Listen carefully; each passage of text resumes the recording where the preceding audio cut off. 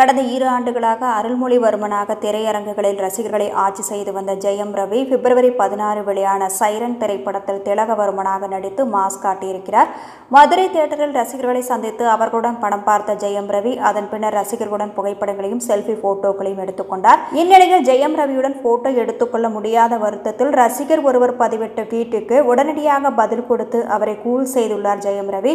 Fans கிளப்பை மட்டும் அழைத்து selfie எடுத்துக் கொண்டிருக்கலாமே, தேவையில்லாமல் எங்களையெல்லாம் ஏன் அழைத்தீர்கள்? ஜெயம் ரவி, உங்களை நம்பி வந்ததற்கு நல்லா வச்சு செஞ்சீங்க. இன்னைக்கு ரொம்பவே ஒஸ்டான நாள். உங்களோட பிஹேவியர் சுத்தமாக பிடிக்கல. உங்களை ரொம்பவே வெறுக்கிறேன் என ரசிகர் ஒருவர் காட்டமாக பதிவிட்டிருந்தார்.